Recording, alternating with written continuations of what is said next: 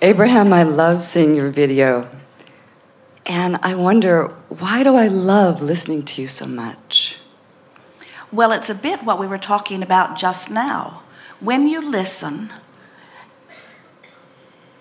and through your listening or focus, you tune to the vibration that is you. In other words, you only have to give your attention to something for 17 seconds before it activates a vibration within you. And once you do it for another 17 and another 17 and another 17, once you maintain as little as 68 seconds without introducing resistance to your vibration, you can lock onto a signal. And when you lock onto the signal that is Abraham, you lock onto the signal that is at your source, you see. Okay, good. So Abraham, what would a fully flowering human being look like on our planet? Is this the Christ consciousness or the Buddha nature? It is. And both Christ and Buddha would have been the first to tell you that it was always something that they aspired to and something that they often achieved, but not something that anyone ever holds steadily to all the time.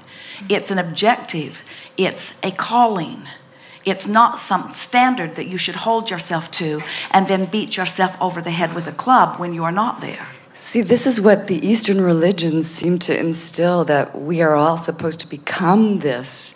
And so when you say that this is a planet of joy and that it's an individual choice, I don't quite understand.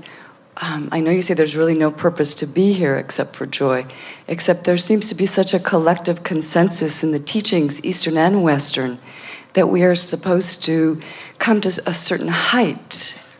Well, at the heart of all of those religions, there is an understanding of alignment. In other words, when you discuss any of them, if you can get back to the precepts on which they were originally based, you discover that there was an understanding by those who were translating at the beginning of coming into alignment. But what happens as human begins to hear and translate this core information?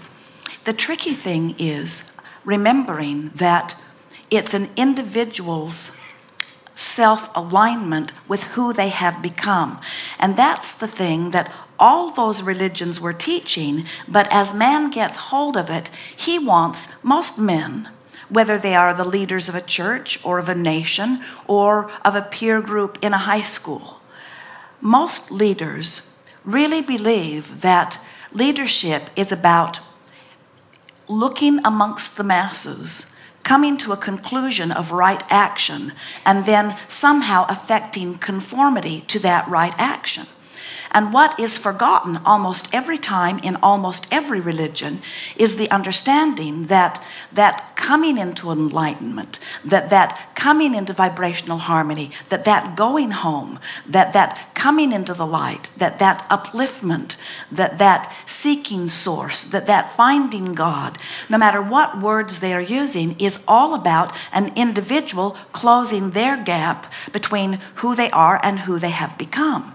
And it's this determination that almost every religion or organized anything has to get you to conform to their standard that has the whole thing not working well. Don't you find it amazing that all of these supposedly enlightened people who are now trumpeting the leadership of all of these supposedly enlightened religions are using their disagreements with other religions as their basis for destruction of one another? Mm-hmm. Where do they find that in their scriptures or in the basis of that what they teach? There is a huge misunderstanding, and it goes like this. It says, I want to be good. Everyone has that at the heart of their request. I want to be good.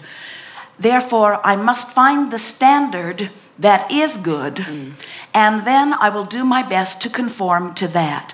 And that's where they all go wrong, because they are saying there is a standard, instead of understanding that if there are billions of people on the planet, that there are billions of standards, because there were billions of intentions as you came forth, and there are billions of exposure to contrast as you've given birth, and there are billions of vibrational escrows that you're reaching for, and there are billions of individual emotional scales that you are turning in the direction of. And there are billions of gaps that are being closed. In other words, you are individually coming into alignment with your source. It's not a source that someone outside of you has assigned to you. When somebody says, for you to be good, you need to meet these requirements that I have established here, we say there is something screwy in their understanding, because right away they are taking your guidance outside of you and they are trying to control your guidance. They're saying, I hold the keys to your enlightenment, to your upliftment, to your well-being, to your connection with God. You need me.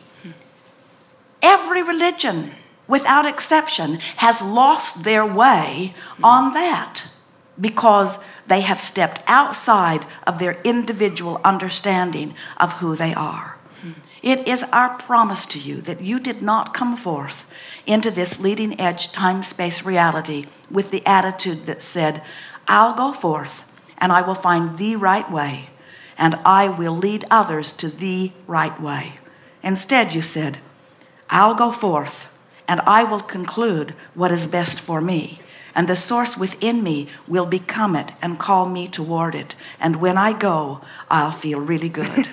That is enlightenment. That is so liberating. And when I go, and when I feel good, now I am an example of someone tuned in, tapped in, turned on. I am an example of someone offering a singular, non-resisted signal.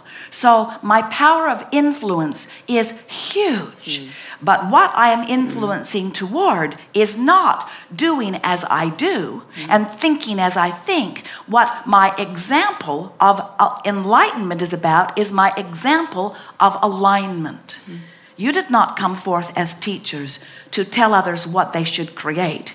You came forth to demonstrate through the power of your example how to create. They are the creator of their own experience and they get to choose. And when you look into any environment that has any form of disruption, whether it is a rebellious 5-year-old, whether it is a rebellious teenager, whether it is a spouse rebelling in marriage, whether it is an employee rebelling under the discomfort of an employer, whether it is a nation unhappy with irrational leadership, whether it is world disruption based upon things going wrong, in every single case, what is at the heart of the rebellion is a natural, personal awareness that you're not the boss of me. A natural, personal awareness that there's a vibrational escrow that's calling me, and when I listen to your call, I'm always off my path. Do you know how rare it is to meet someone who has the ability to know who you were before you were born and know everything that you've lived and know everything that you've thrown into your vibrational escrow? Do you know how rare it is? It's not just rare, it never ever happens to find another human standing over there in your vibrational escrow calling you accurately to your path. Every time somebody tries to tell you what you should do, what you should think, why you're here, they are leading you off your path. And that's why you go crazy. It's why you can feel yourself not going with the flow. There are so many well-meaning people, but if they would speak more accurately, what they would say to you in their attempt to guide you is, I have not yet discovered my own alignment with my own source. And I'm feeling rather frustrated in my illogical effort to control others so that I can feel better. And I am using you, they would say to you, as a guinea pig to see how compliant you would be and how many of my hoops you are willing to jump through. And I have this illogical misunderstanding that if I can get you to jump through some of my hoops, that I will feel better. But it's going to take your undivided attention.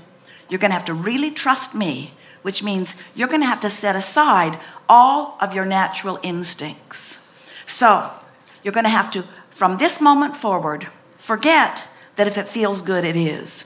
And you have to start believing that if it feels good, you're being led down the wrong path, and that if it feels bad, you're on the right path. You have that one? If it's hard.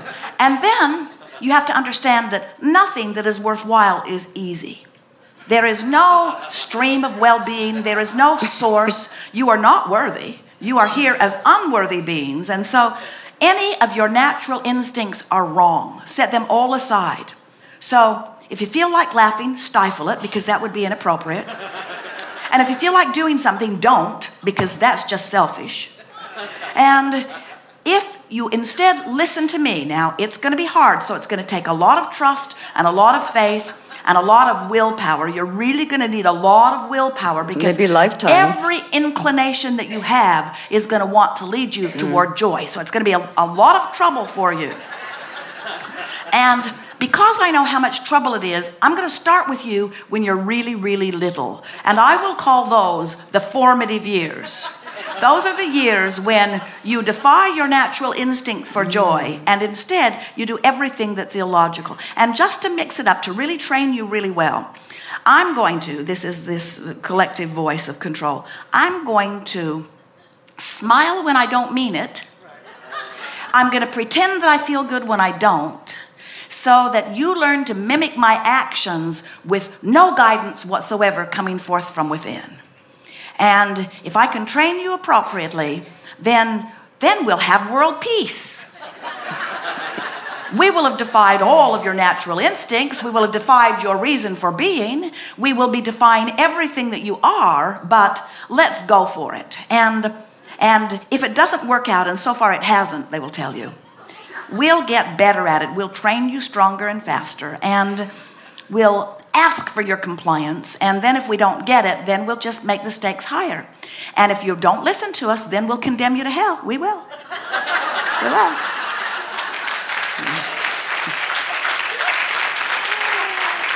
And somewhere along that training, and didn't all of you get some of that somewhere? Somewhere along that training, you start to think, there's something screwy in this.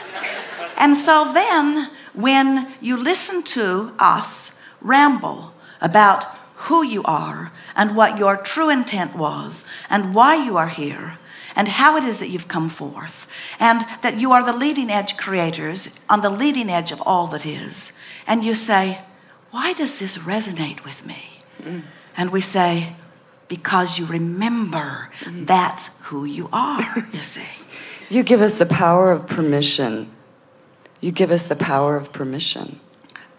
Well, you had it when you were born, and how you ever gave it up. You gave it up more easily than you thought you would. You did. You really thought that when you felt an inclination towards something that you would go there. But in the evolution of humanity, you have lost your natural instincts. Look at the animals and see the domesticated ones beginning to lose their natural instincts a bit too.